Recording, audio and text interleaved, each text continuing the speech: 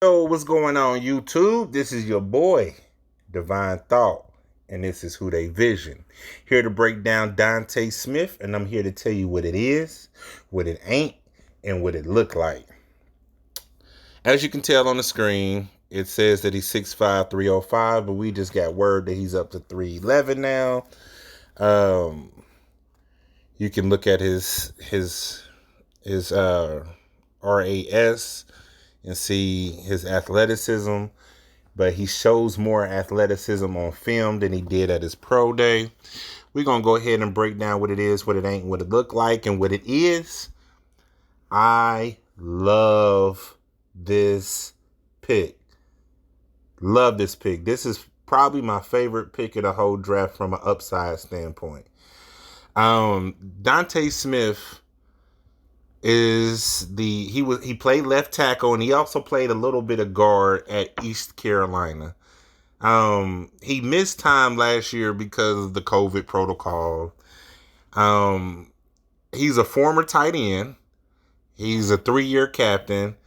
Like I said, he played mostly, left tackle, whatnot. But this kid has the longest arms. I mean, he has vines for arms, man. And if you saw any of the video footage of him at the Senior Bowl, I mean, the man was very impressive. The thing that sticks out to you is that, yes, he has long arms, but he's able to move laterally. And he has quick feet. I mean, he is able to move his feet.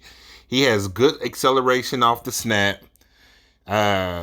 He can drop the anchor, and at the Senior Bowl, I believe he weighed like 294, 295, but he was still able to, they had plays where he was playing left guard, right?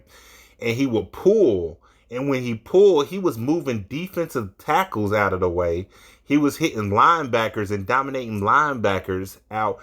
And the way he was moving when they showed him at guard, don't get mad at me, don't slander me in the comments, but he reminded me of Eric Steinbach. You remember how Eric Steinbach, when they used to run those stretch zone runs, and Eric Steinbach would be running around that corner, looking like a fullback instead of an offensive lineman. That's how this kid is. This kid is he is athletic. He can move, and he has the agility where he's able to, and the mobility where he's able to hit a moving target on the second level.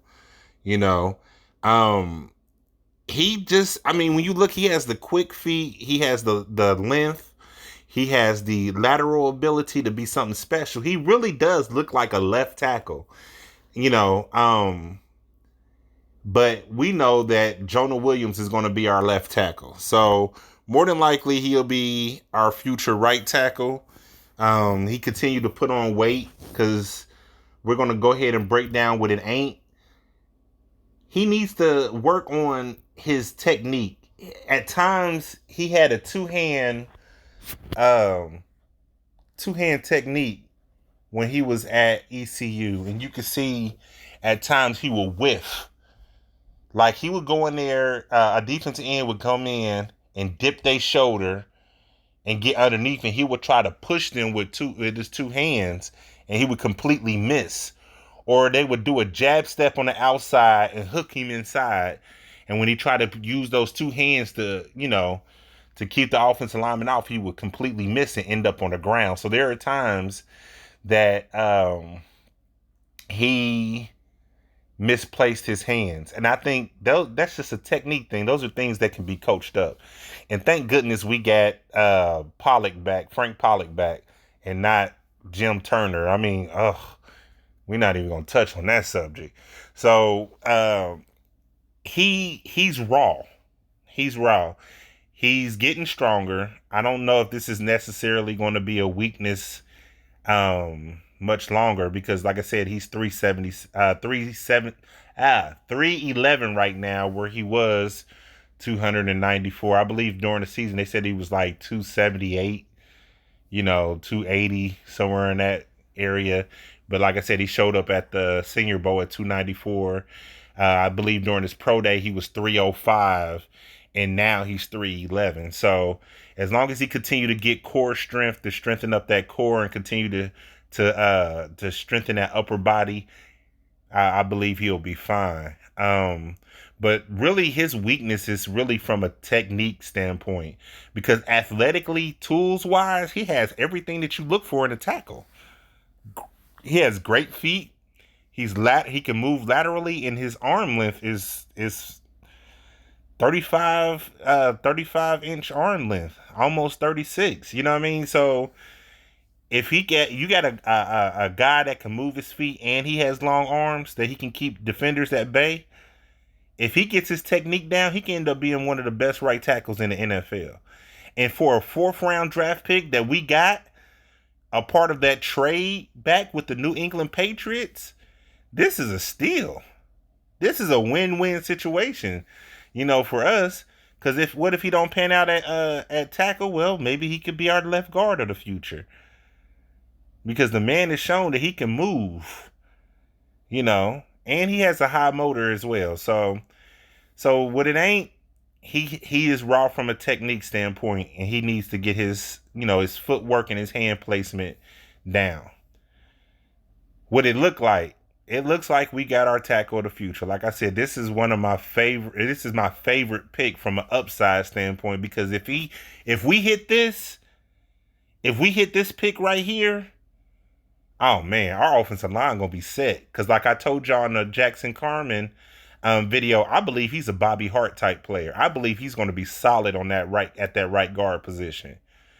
I believe that Jonah, if healthy, and going back to his technique, instead of using his 2-hand technique, his 1-hand technique that he used at Alabama, I think Jonah Williams is just too smart to bust.